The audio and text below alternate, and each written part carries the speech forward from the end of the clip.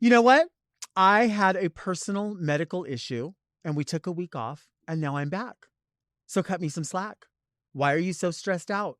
Why are you so mad about free content?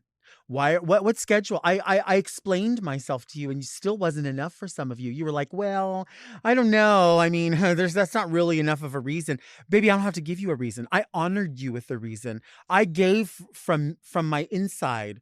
I wanted to include you because you've allowed me to be with you. And then you decided to tell me that wasn't enough. Well, I'm not going to get above it. I'm going to fucking get below it. So guess what? Don't ask me shit.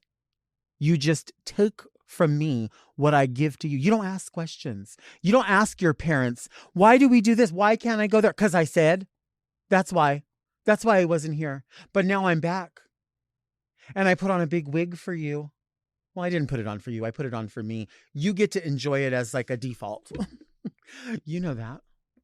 I do what's very Delta.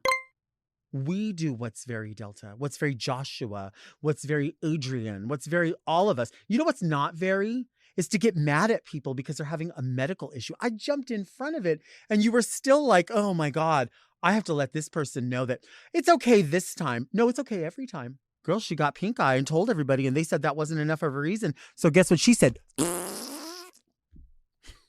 Guess what she said?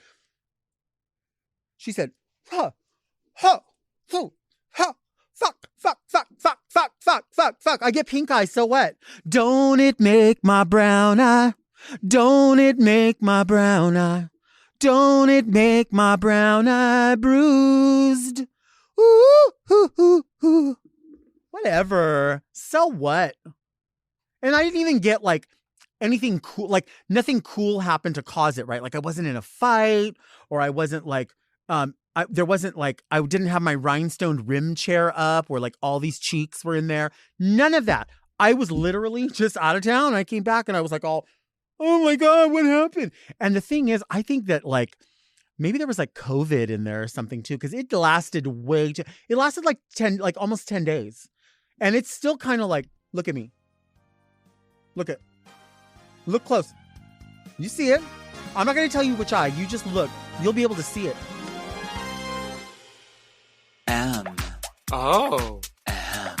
Mom!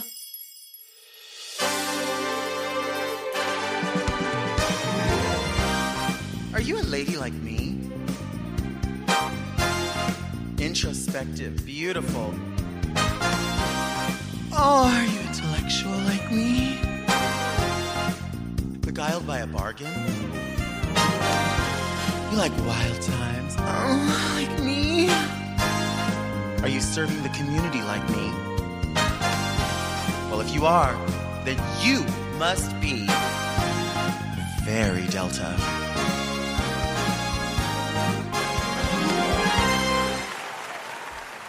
I'm Delta Work, and this is Very Delta, a luxury public access podcast and YouTube talk show where I look gorgeous, speak extemporaneously, and invite fascinating people to sit on the couch and get very Delta.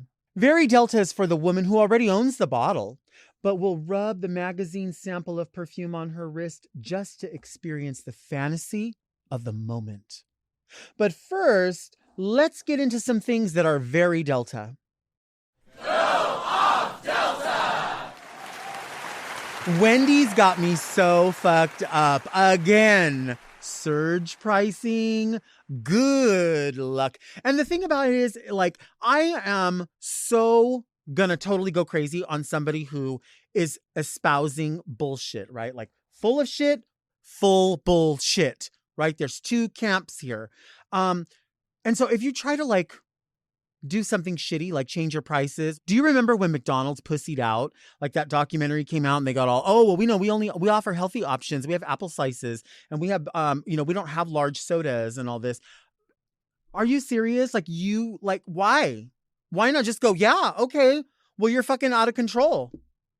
Oh, well, how about you don't order every meal at McDonald's and maybe you won't have that problem. I don't think it's the job of McDonald's or the job of Wendy's to pussy out. But so why not stand their ground? Do you see them? This is where I'm going with this. Why not stand your ground? Wendy's, if you want to raise your prices, fucking raise your prices. But their new thing, surge pricing, is going to be like Uber or Lyft or any of the Remember, there used to be another one too. What was it called? Was it Sidecar? I don't remember. Anyway, there was another. Regardless, what Wendy's has proposed is that they are going to do surge pricing, meaning when a lot of people are at their location and a lot of people are ordering something, they are going to determine the price of that item. Now, they're trying to back out of this by saying, no, no, no, no, no. We didn't say we were going to raise prices. We said we might offer a special deal when something like chicken fingers, or I don't know what else they have on their fucking menu, a baked potato or chili or spicy 10-piece nugget. Can I tell you about the spicy 10-piece nuggets? I always feel like I have to go back and like let you know about something and then why the current thing is a fuck up. A couple of days ago, I was at Wendy's and I go to the drive-thru and there's a guy there, and I'm not about calling people out, and I'm not about, I am about calling people out. I'm not about outing people is what I'm trying to say. But there's a guy there, I swear, girl, when I say vibes, he has like homosexual vibology. He got that vibology, that FAG vibology. Like I felt it. I always feel it. But he's always on his game, and she's always kind of like looking out the. It's one of those ones where you drive up and the window's kind of high, so they already are like looking at you like that, right? So I go to this Wendy's all the time because they never fuck up. It's always great, and I don't feel like the first time somebody fucks something up, you have to be like, oh, their service is awful. No, it's going to happen. Shit's going to happen. And that's why when I go crazy, I'm like, it's happened too many times. So in this case, I went through and I ordered for 3 different people. And then at the end of it, I go, oh, I've got to add on that 10-piece nugget. So I said, can I please add on a 10-piece spicy nugget? And the guy says, yeah, absolutely. One more time, was it the 4-piece, the 6-piece, or the 10-piece? I said, it's the 10-piece. He said, would you like sauce? I said, I would like barbecue sauce. He said, does that complete your order? I said, yes, that completes my order. And then I drove up. Now, here's the thing. They don't have a digital thing. They don't have a display there. So you just have to go by what they read to you. So he had already read the order perfectly. And then when I added on those items and he confirmed the size, the flavor, and the dipping sauce, I thought that was the additional confirmation of the added item. Anyway, so I get to the window and then there's a lady there. And she's like, oh, your total's, $2.01 or whatever the fuck it is for 3 people. Certainly not $2.01, not even for a fucking beverage anymore. But I go up and she tells me your total is $7,000.42 for 3 people. So I hand her my card and she hands me the receipt and the card and the beverages. And she says, I'll be right back with your order. And she closes the window halfway. And I'm looking at the receipt and I say, you know what? I can see that they haven't written the nuggets down. So I'm thinking, and this is my anxiety, right? Like, because I know that I already seem obtuse by constantly asking for what it is that I paid for. And I know I'm going to have to end up sharing this. So I'm like, make this right, make this proper. So I thought, put the ball in your court. It's in her court, but put it in your court. So I said, excuse me. And she opens up. She goes, yeah. And that's already, yeah. Like when your mouth is open, I already know you're a primate. You know what I'm saying? Like, come on. So she's like, yeah. And I said, I didn't pay for the nuggets. And I just wanted to go ahead and let you know that I didn't pay for them. And I want to pay for them. That way, if they end up in the bag, I just don't want anyone to get in trouble. Now, that was my nice way of saying someone didn't put that on the receipt. I didn't pay for it. And somewhere along the line between the presumed homosexual and the primate chola that came to me, there was a miscommunication somewhere. Not a big deal. I know they probably make 5,000 nuggets at a time anyway. So she goes, what nuggets? And then I thought, all right, strike 2. Ball still in my court. What am I going to do here? And I thought, I've had it. Today I've had it. Like, I don't need that. And I said, the nuggets that I ordered that were confirmed at the screen. And she goes, you didn't order no nuggets. I said, I did order nuggets, but if you didn't write them down, can I order them again? And she closes the window halfway, and I hear the homosexual go, "Is everything cool?" And she goes, "No, now they want to add food." And I had said, "Excuse me. Excuse me." I put my hand like this, "Excuse me." And I already knew Suzanne Sugarbaker was coming through. And I already knew she was, my ancestors are behind me. Here comes Suzanne Sugarbaker. Here comes fucking fried green tomatoes. Like everybody's back there. Dixie Carter is on my shoulders. And I said, "Woo, excuse me." And she goes, "Yeah." I said, "I'm not adding food. I am telling you that somewhere between the two of you, the brain cells did not unite to honor what I fucking ordered. But I'm being nice about it because I know a lot of people are shitty, and you've had 2 opportunities to be nice, and now you're not being nice. So now I'm going to be meaner than you. I'm not adding food on. I wouldn't do that. I personally think that's a shitty thing to do. I really do. I will get back in line. Like if something fucks up, I'm not going to like park the car and walk up and be like, "Oh, this is wrong." I'll get back in line. And I'll just say, "Hey," or I'll park the car and I'll just go inside and say, "Hey, I just came through, this happened, whatever." But when it's that shitty, I'm like, no, baby. I know this is your end game right here. I know this window, like you feel like you're Rapunzel throwing your hair out. Like you are the royalty. This will be your castle where you will die. This is the hill. This is not my hill. But I do keep coming back to these places because that's what's fucking around. You know what I'm saying? And they've never made a mistake before. At least, I mean, nothing as recognizable as that. So, I thought, whatever, not a big deal. I'll put it in. Maybe it was my mistake. And offering that up, like, what was my mistake? Oh, I don't mind. And still she's like, "No, they want to add food." Oh, bitch. I ought to grab you through the window, pull you into the car, roll the window up so just your head is in there, and fucking drive away into the night. That's what I want to do. That's what I really, really want to do. Just to set an example for the world. That's what I really, really feel like needs to happen. I feel like a lot of people need to shut their mouth when they're talking to me. What is so hard about going, "Oh, I'm sorry." And that guy, the homosexual, I see you back there. You should have come to the front and said, "I am so sorry. We forgot about that. Not a problem. We'll add that on." I'm not asking you to come over here and fucking lick my ass. I'm really not. But I am expecting you to just acknowledge. Now, none of this would have been a problem if this old ass Wendy's that wants to surge their prices in 2024 could maybe get a little bit of that money and put up some monitors so you can read it and you could go, "Actually, no, the order is wrong. I added this on." The thing that you just repeated to me. Like, what else is happening in there? There's only one line and there was only one person running the microphone. Now, I can't fault homegirl primate up there at the window because she can only go off of what's printed. So maybe I have to fault that homosexual. Maybe I have to call you out. Come here. I want you to come right here. I want you to look me in the face and say that you did not confirm a 10-piece spicy nugget with barbecue sauce. It's okay. It's just a mistake. But when you lie to me, then we have a problem. I can't trust you anymore. How do you expect to go out to parties with your friends? How do you expect for me to allow you to have all the nice things that you want? I can't trust you. I can't trust you when you lie to your mother. Do you want to see me take a break? I think I want to see you take a break. You need to go on your 15.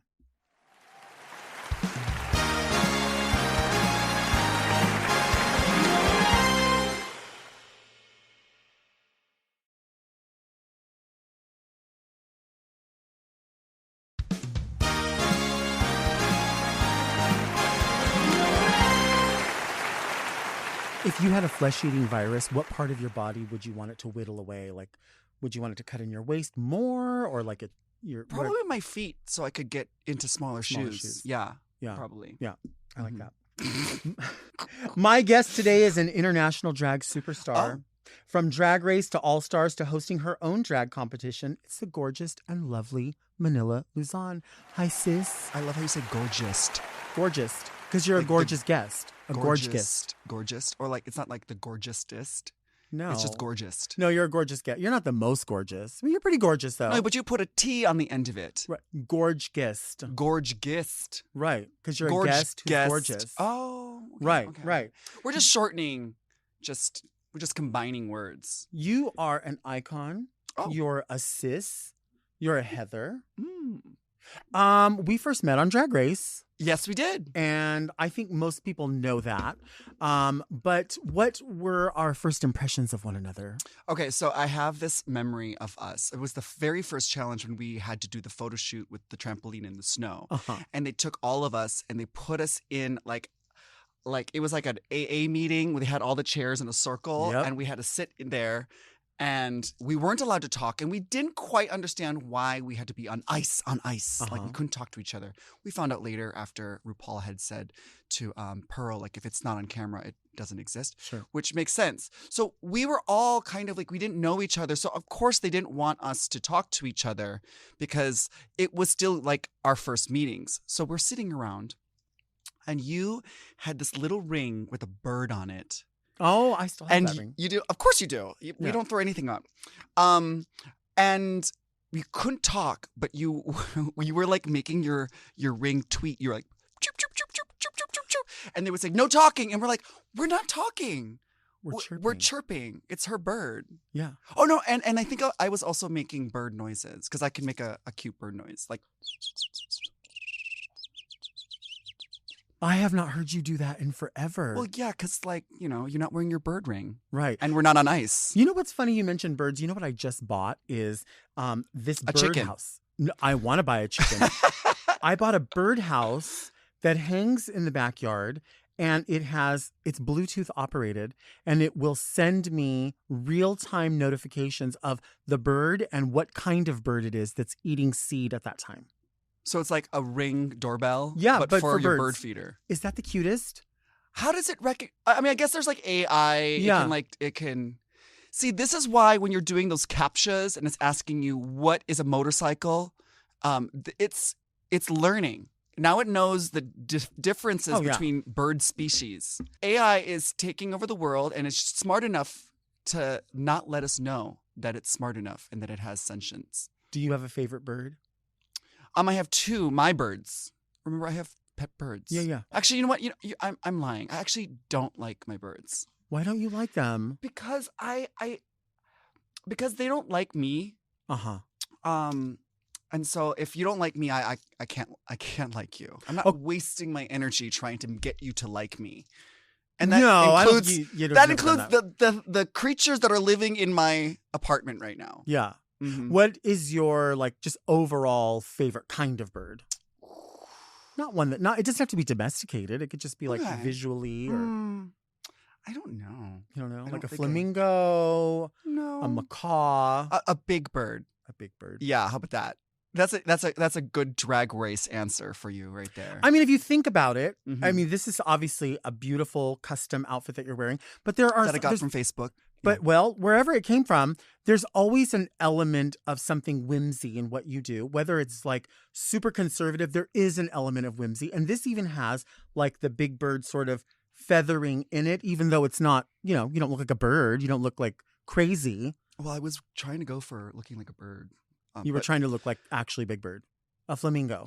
Big flamingo. Right, and I just missed the whole thing. You totally didn't get it, but I was going more subtle. No, I don't know. I bought this suit, and then I added these little feathers to it because I just needed it to be more extra drag. We like to, whenever you buy something like off the rack as a drag queen, like it's almost like your duty to like throw some rhinestones on it or style it so it's not just like how you found it in the store. Right. Yeah.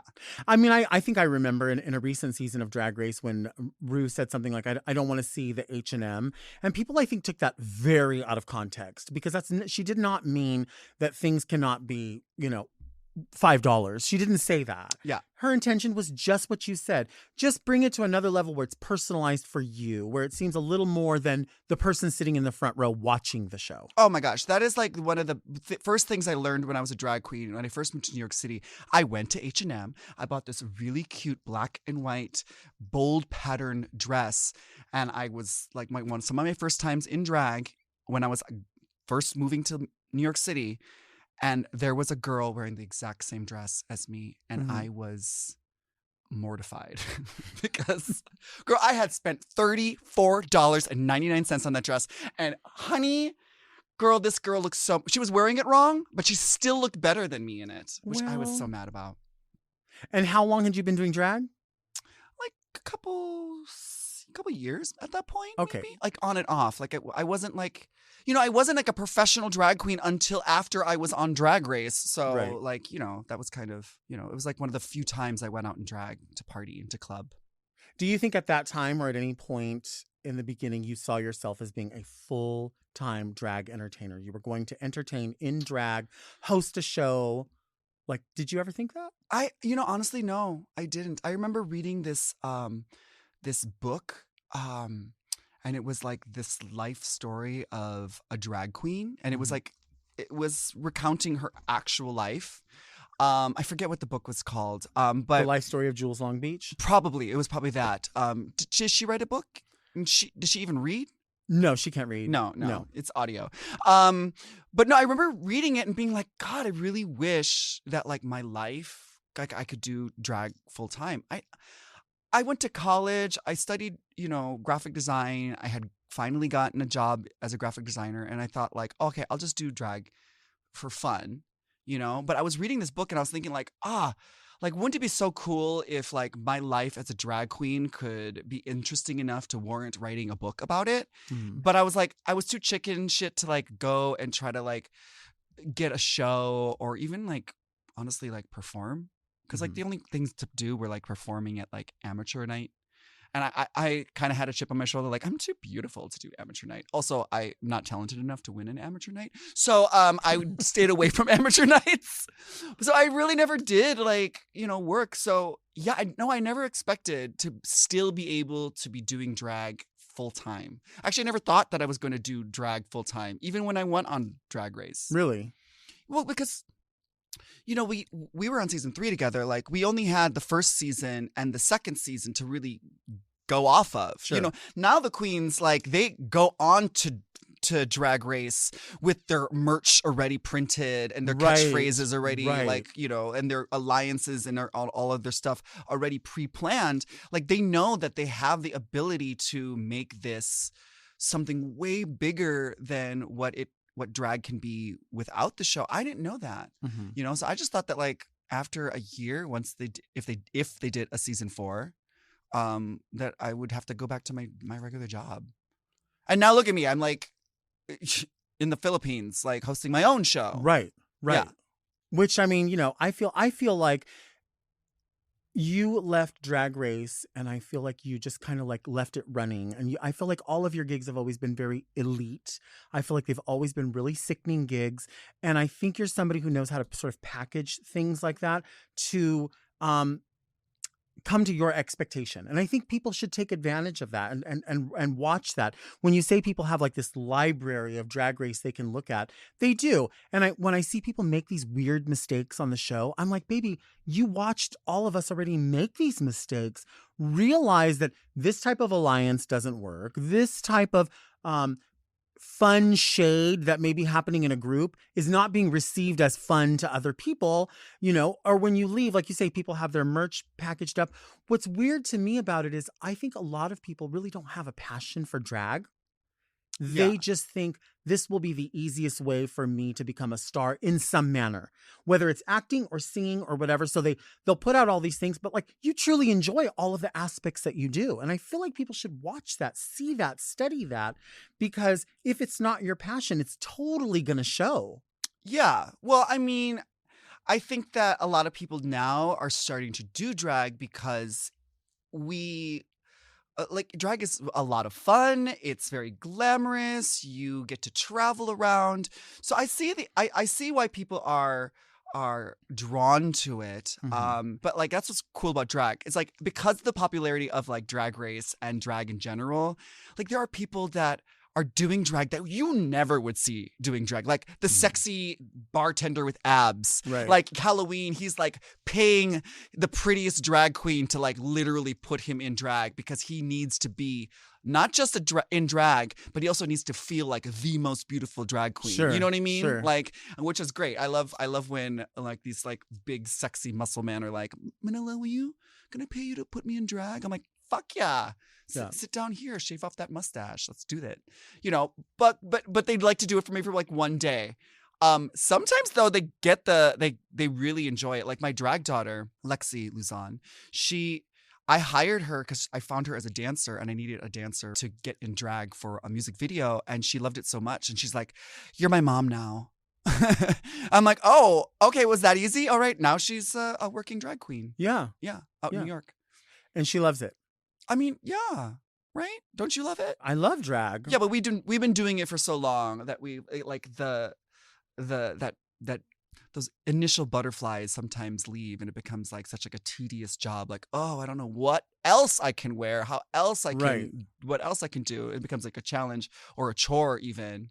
Yeah, well, the face of it has definitely changed, and we should talk about that. Let's take a break. A break?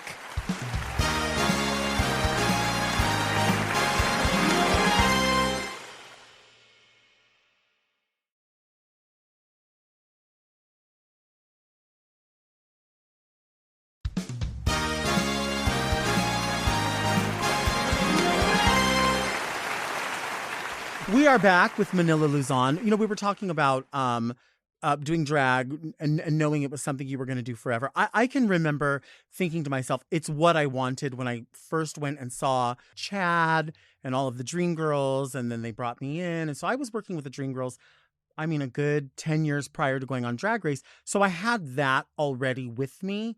But when we talk about people looking back at that library of Drag Race, some of them are like, oh, you were on Drag Race? Like, because it's been so long ago. And naturally, I mean, I can't fault them. So when I see younger people that maybe get torn apart for not having certain reference points in movies, I have to think to myself, some of these people, like, they started drag 8 years after I left Drag Race. So their reference points 6 months ago, right. Some of them. So it is easy to say, oh, you should know this or you should know that. Well, I don't know some of the new singers. I don't know some of the new movies. So by saying, oh, well, you don't have the reference point, I don't have their reference point. So it's not fair. We had Sugar and Spice here who are super, super, they're so young and their reference points are different, but their reference points, they also have many older reference points as well, just because they love studying all of it. Lux Noir, like, loves all of these reference points. So there's so many younger people that do have that, but they get lumped into this thing of like, none of you, da, da, da, da. Yeah. And I try to really check myself all the time and go,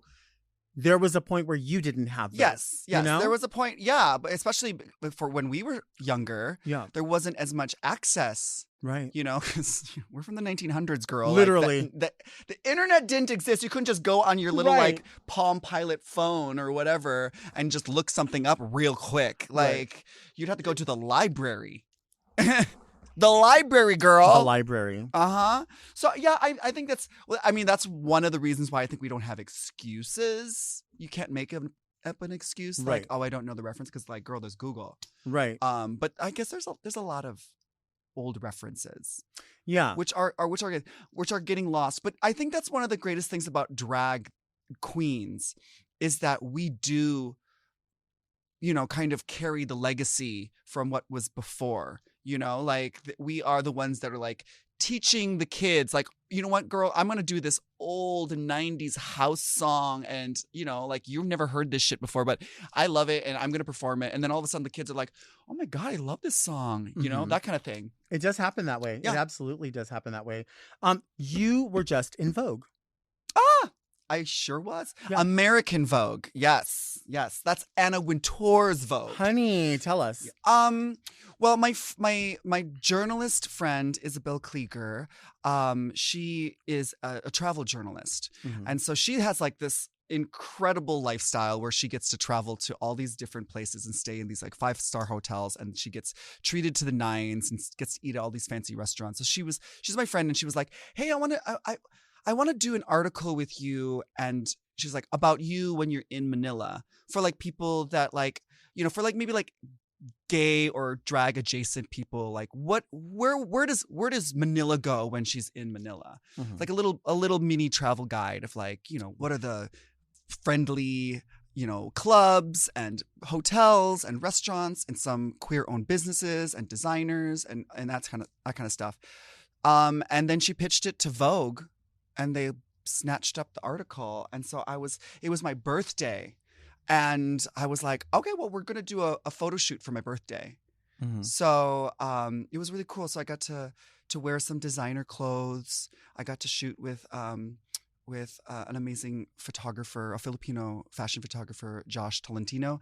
And I got to work with my style team, G Hoxton, shout out G, and my makeup artist and my hair people. And we got this big fancy room at the Raffles Hotel. Mhm. And I got to spend my birthday like feeling like the Naomi Campbell, the Linda Evangelista moment. And yeah, that was really cool. And then, it came out in January, and right when the second season of Drag Den was premiering on Prime. And so like it was like this like perfect little like yeah, I never love thought that I was going to be in that. Vogue. I'm like a 42-year-old man in a wig. Like what Yeah, am and I you should be in doing? Vogue.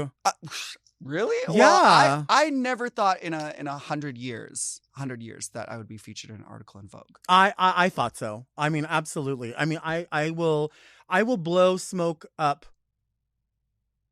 I won't blow smoke up anyone's ass, but I will but I will praise the people that I bow down to. And I will always count you as fucking elite. And you deserve all those things because you earn all those things. And you share so many of your opportunities with other people. I can remember, maybe we talked about it before, but I'll talk about it fucking every time I'm in your presence. I can remember when we were in lockdown and it was hard for all of us to make money, and you shared an opportunity with a lot of people to make a significant check with Amazon.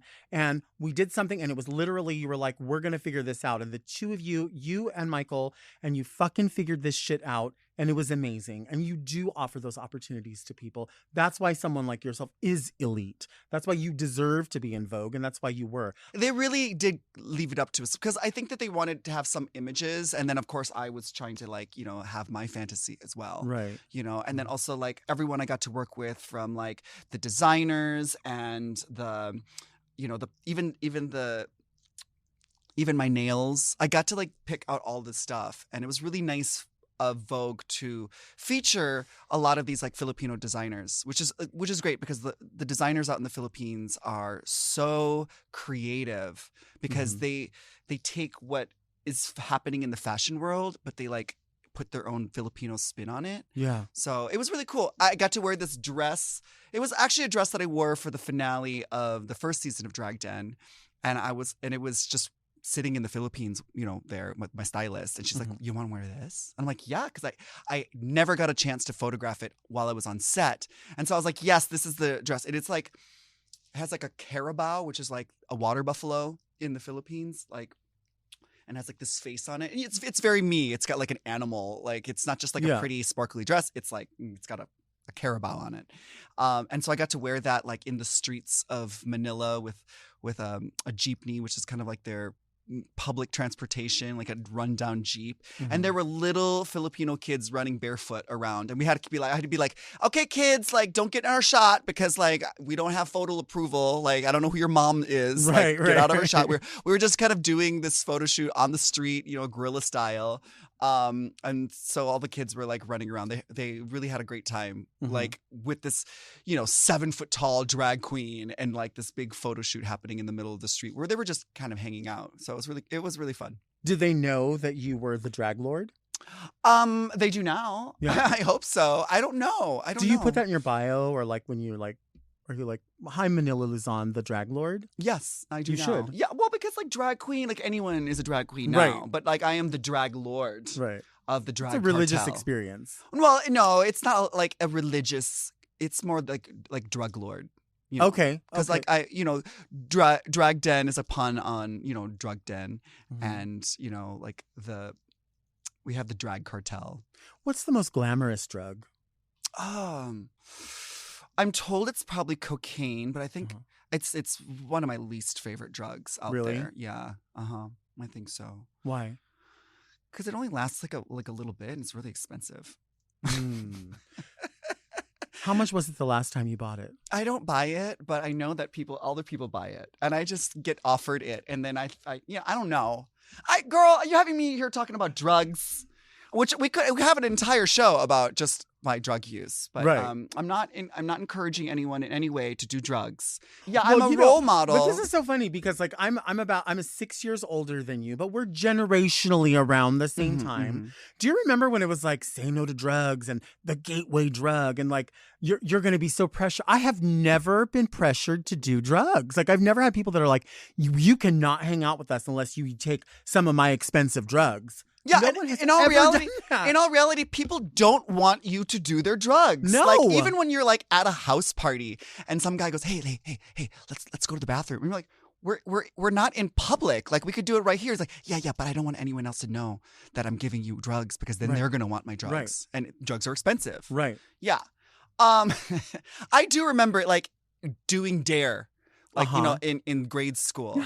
And I do remember like them teaching you like there's going to be some like shady man waiting outside the playground who's going to try to get you to do drugs and get you addicted. No, that's not the case. Like I don't know any drug dealers that are waiting around to get like kids. Like opening up their jacket. Like, yeah, like kids don't got money. Right. Like. Well, certainly now.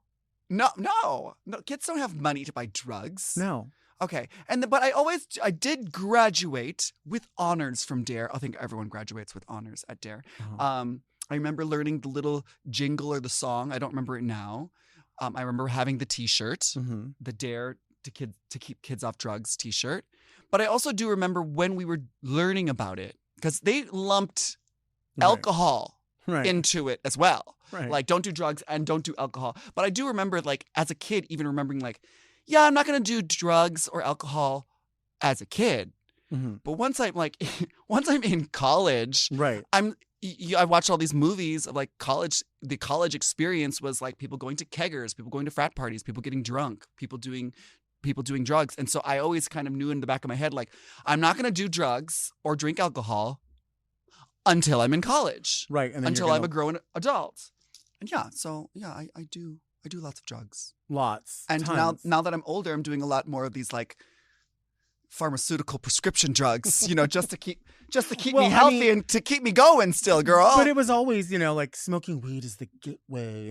And everyone I know who smokes weed and they're like, wow, I feel like coloring, or like, I'm going to sew buttons on this. Like that's where it goes and it doesn't go anywhere for that. So I'm like, wouldn't you advocate for that? Like, wouldn't you want people to just get in a space where they're just chill and then creative? Like, you would think that people would love that.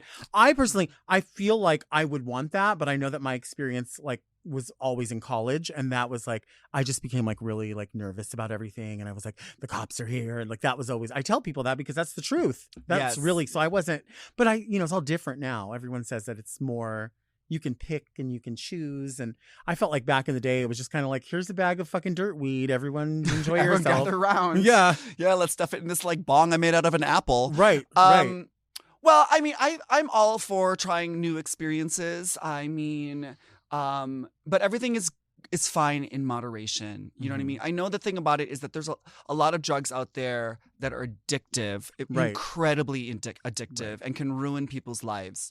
You know, like right now, like in the LGBT or especially the gay community, like meth is like such a terrible drug because it's being used because a lot of people are combining it with sex, and like we're such a sex driven, you know, community or culture. So they think that like, oh, I have to like do this meth and then I'm gonna blah blah blah. But it's so addictive. So I understand like why we need to be very careful about it. But I'm also, you know, like I feel like everything is fine experiencing in moderation. You know what I mean? Like I know that like McDonald's is not healthy for me, but bitch, I'm in that drive-through at least once a week trying to get me that super flat cheeseburger and some nuggets, you know? What sauce do you have with your nuggets?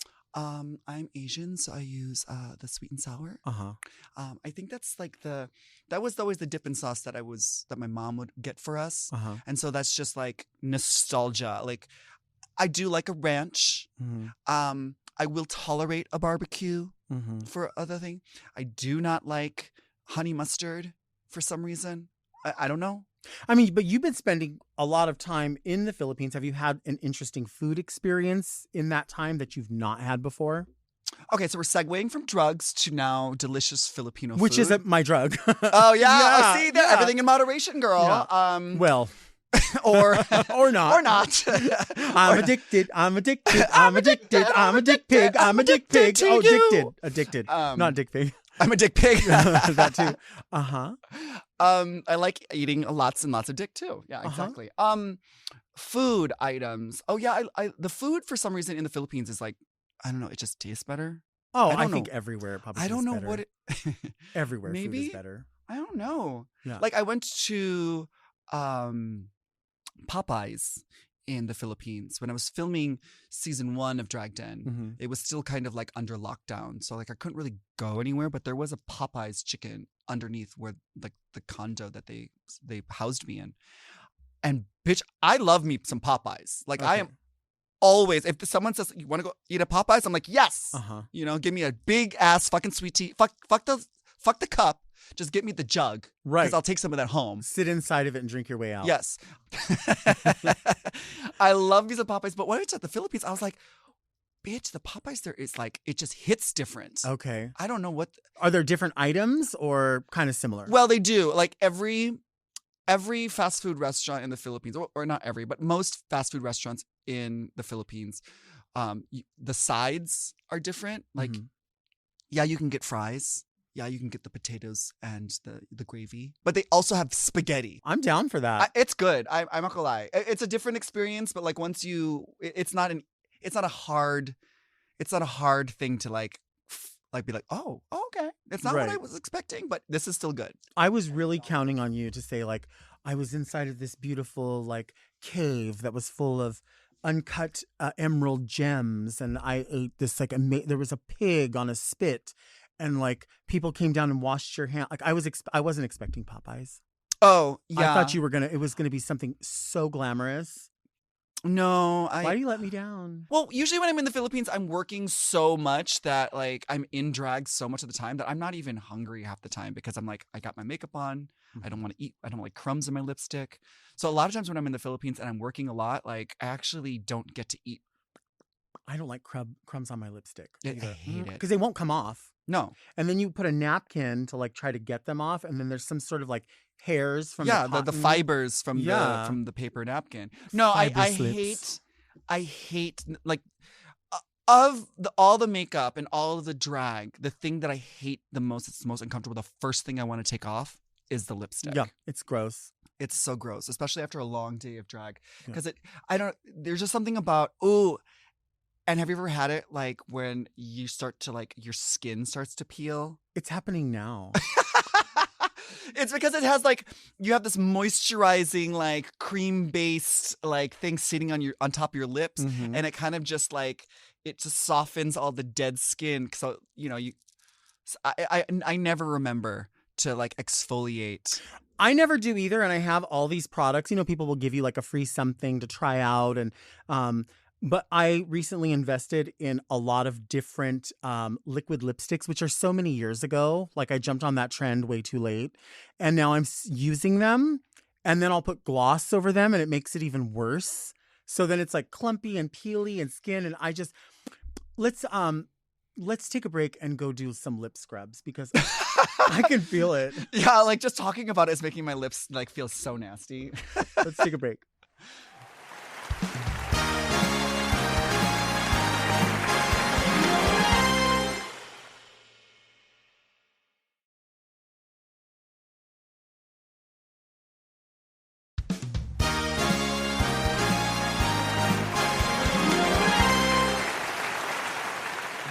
Desk though. So the girl that did this found this desk on Craigslist, and it was completely and totally like busted. This was all glass. It was in like a salon somewhere, and she replaced all of this, put all the hardware, painted it, added all this to it. Like if you look at the back when we're done.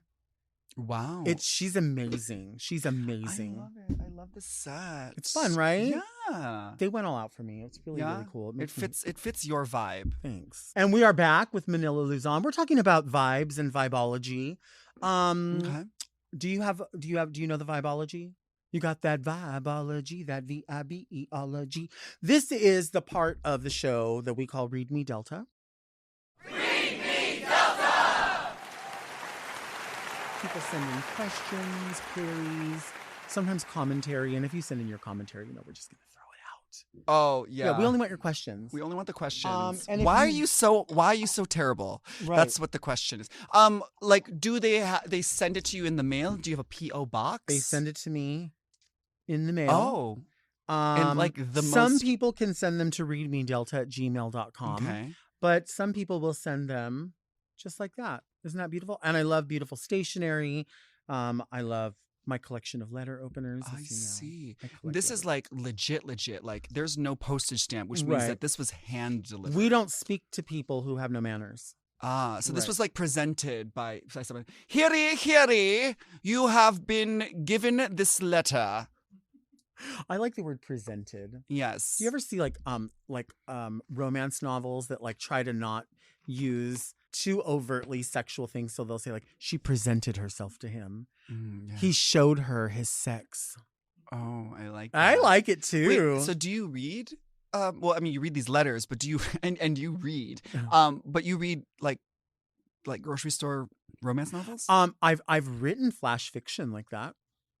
You've written? I've written sexually erotic flash fiction. I kind of love that. Yeah. Now, did the cover of your flash fiction have that that hole cut out? It was of never the book published. cover? It was never published. I just only went on my Patreon and read it.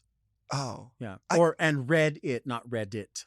Ah. Read. You went onto your Patreon and you read Right. out loud Mhm. your People your- come to my Patreon for several different pieces of content, and I have more than one, but they're different names. Do you present your sex on your Patreon? Well, on certain ones, I just can't tell you which one it is. You have to dig around and find it. Oh, you have to dig around in there. Okay. It can be found though for lovers who love other lovers. I see. Yeah. I see. Dearest Delta and fantastic guest. That's me. What are your retail fart spaces? Let me explain.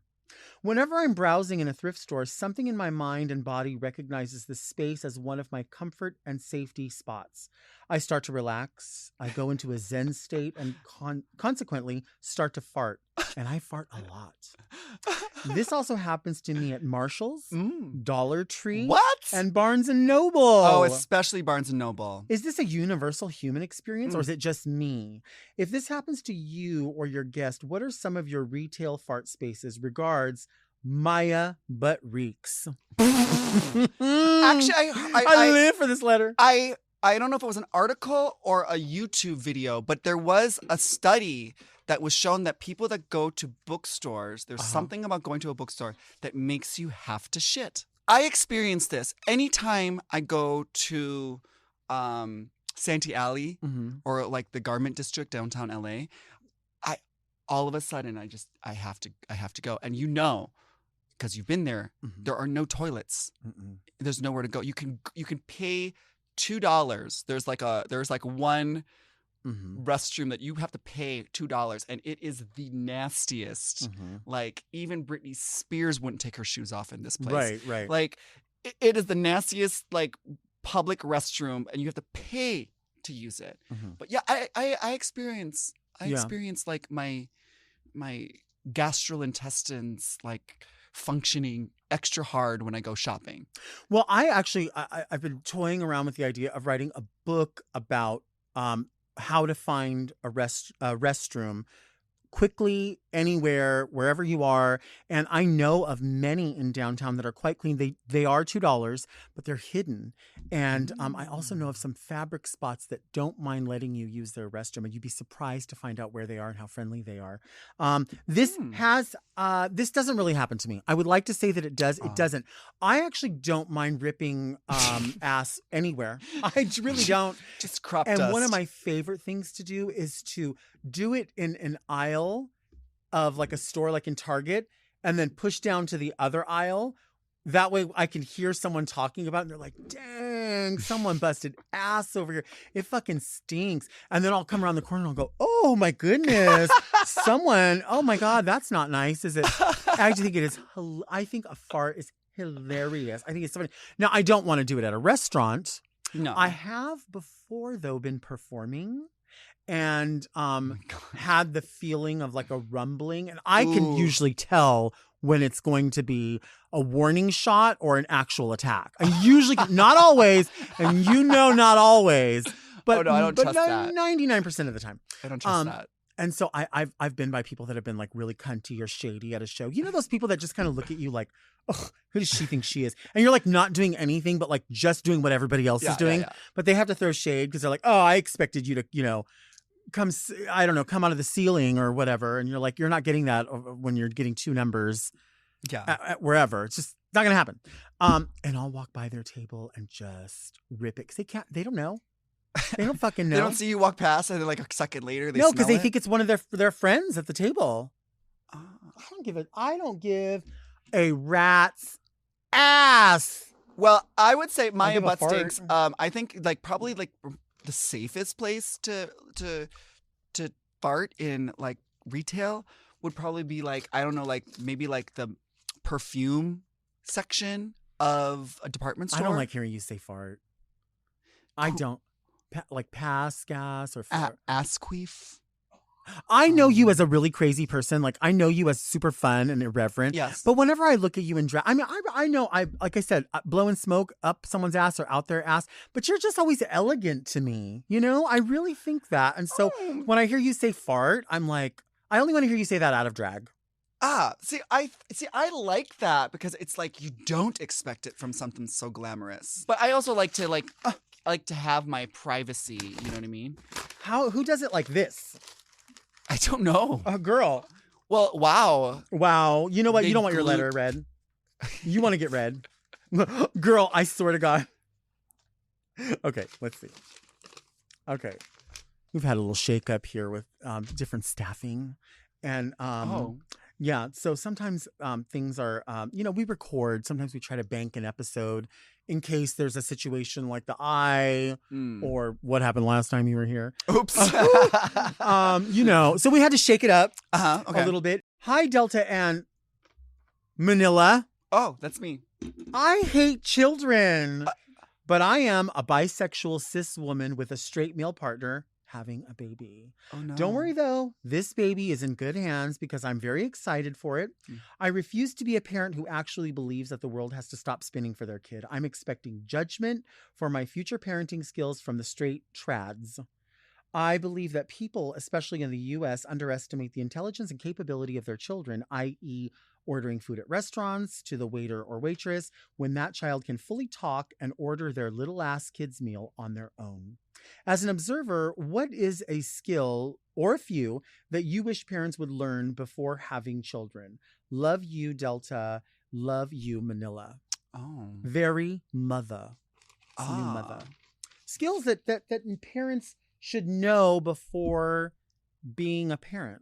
I don't know. I'm probably not the person to be giving any kind of parental advice because I too don't like children. I don't know. What do you think? Well, I personally love shopping for like baby shower gifts. I love seeing little baby outfits and matching things up and buying the little, my cousin just had a baby shower. And it didn't dawn on me that I was like, oh my gosh, I need to buy mittens because, you have to put like mittens on the baby so they don't scratch themselves or hurt themselves. And I don't know how long you keep those on. I actually should be putting mittens on with lotion or some kind of cream because my hands, you know what I mean? They get Let me dry. see your hands. See, look how pretty your hands are. No, they're not. They're nice-ish. They're nice. They're cute. Your feet are better, I think, probably. Oh, she's into that too. But that Yeah. costs extra on my Patreon. It costs extra. But you have to dig around for that. Oh, you got to dig me out for that. No, this is what I think. I think we're all experiencing everything that we experience in real time. So everything that we do is our first time doing it. What you have to learn is to be gentle with yourself because it's your first time being a parent in as much as it's their first time being a baby. So, I think really allow yourself to make But what if you have other kids? Like what if it's not fuck your first... off. Yeah, fuck off. You should have learned. You already done this, girl. Yeah. You know what's weird to me is like when you see like all the Karen videos now, just because, especially because of TikTok or Instagram, when people like go somewhere and they're like, I have a baby, like, and they like get upset about something and it's like, okay, so that means there's no more rules, or that means that like people will say, well, I'm traveling with so-and-so and my kids are here and you should move your seat on an airplane because yeah. no, I Yeah. shouldn't. Now it might be different if there were other tons of open seats, but if I purposely bought a seat by a window Yeah. and you want me to now move into a middle seat, where do you like to sit on the plane? I like to sit by the window. Mhm. Because I know that, you know, like I have long legs and sometimes people say like, oh, if I'll have more room in the aisle. But like, no, that you don't, because Right. you're going to be You don't. if you're spilling out into the aisle, like you actually can't be in the aisle because you'll get bumped by like the cart, or people will trip on you, or like everyone like just elbows you in the head. I don't like that. Also, I don't want to like have to get up for someone who has to pee. I would prefer me to be like, hey, everyone, get up. I have to pee. Like, I would rather be the one that's in charge of that. You know what I mean? It's supposed to be like, I'm like watching the Avengers movie and I got my earbuds in and I'm like really getting to a part and I have to stop it because like the person next to me now wants to, like, now they have to pee. You know what I mean? Right. Like, I would rather be the person that's like, I'm going to pee now. Everyone has to get up now. We are going on a trip soon and we were talking about the logistics of it. And myself, Big Dipper, Meatball, and we were trying to imagine the three of us in one row. Yeah. And I thought no, like I don't think that could ever work. You No, know what I mean? no, you should all get separate rows. Separate planes. Yeah. Separate planes. You're working on the new Alaska musical. Oh, yeah, I'm super excited. Yeah, this month I'm doing Drag the Musical. They're doing another run of the show at the Bourbon Room in Hollywood. And it stars Alaska, Nick Adams, who is so talented. He's a huge star on Broadway and he's done film and TV. And so he's also one of the leads. Joey McIntyre from New Kids on the Block is in the show. And it's like kind of surreal because like I grew up watching this. The Right Stuff. Yeah. Okay. Yes. So he's in it. But also Jujubee's in it.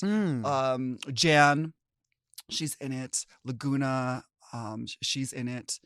People, however they choose to identify, can buy the tickets at the website below.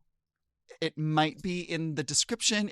They might even have a budget for graphics on Very Delta. I'm assuming they do. Maybe they don't. Just come to fucking Google it. Google it. If you want to fucking go. Yeah. Fucking show your love. Show your love. I mean, it's shit. really I don't have cool. to fucking do everything. Well, I think it's really great because it's a new original musical. It's not based on a freaking Mean Girls movie or a Legally Blonde movie. It's not like just using the music from Green Day. It's like real. It's written in part by Alaska. She wrote the book and some of the music. So I mean, it's really good. I'm excited to be in it. I love it. Yeah, so go It's check gonna it be out. great. Can we tip the girls? Yes, I don't care if I'm in the middle of my solo number. You can give me dollars. I'll accept pesos too. Thank you for being here. For the second time. With the cameras on, hopefully. Yeah, this is all going to be great. Thank you all so much for listening and watching Very Delta. Our show comes out every Monday. Well, most Mondays. Search for Very Delta on your favorite podcast apps to listen to the audio only version if you can't take all this beauty all in one day. You can also sign up for our premium offerings on Mom Plus Gold by visiting mompodcast.plus, where you get weekly episodes of more Very Delta. And don't forget to send all of your questions to readmedelta@gmail.com. And you can follow me on Instagram at DeltaWork and follow you to hell. No, at Manila Luzon on all social media platforms, except for TikTok. But, you know, you can find me there. Until next week, keep things very Delta.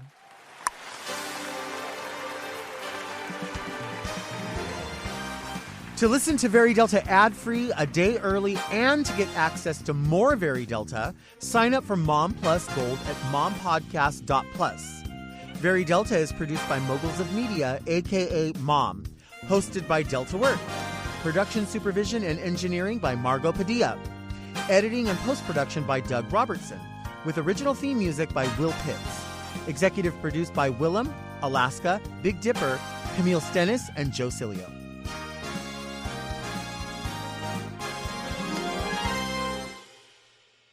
Those of you who think I look better when I look younger can go fuck yourself. You should be watching or listening to another podcast, because here we wear what makes us feel good, not what makes you feel seen. So go fuck yourself if you don't like it. Guess what? Fucking chicken butt. Guess what? I don't give a fuck. Bring your homie too. Let his ass fuck while I'm sucking you. How about that? Fucking dumbass. You fucking reading people from your fucking mom's basement? Fucking freeloading Wi-Fi and electricity from somebody's fucking trailer, and you're gonna read? Are you serious? Are you in there? That's not very anything. That's very full of shit. Mom!